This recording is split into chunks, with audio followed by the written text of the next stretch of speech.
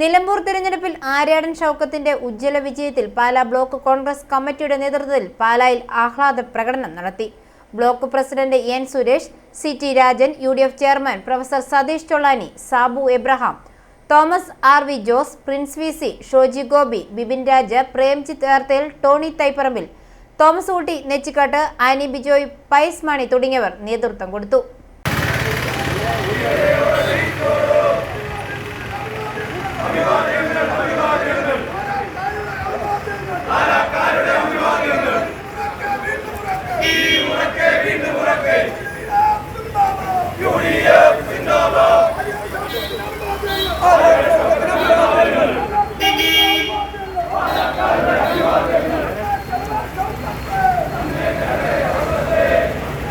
നിയമസഭാ തെരഞ്ഞെടുപ്പിൽ യു.ഡി.എഫിന് നൽകിയ നിലമ്പൂർ നിവാസികൾ നൽകിയ വമ്പൻ ഇലക്ഷൻ വിജയം 2026 നടക്കുന്ന നിയമസഭാ തെരഞ്ഞെടുപ്പിലെ സെമി ഫൈനലാണ്.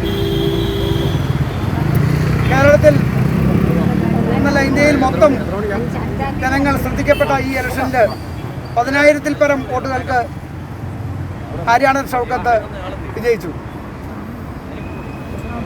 2026 സെമി ഫൈനലിൽ അങ്ങനെ യു.ഡി.എഫ് വമ്പൻ ലീഡ് നേടി വിജയിച്ചതിൻ്റെ സാഹചര്യം നമുക്കറിയാം.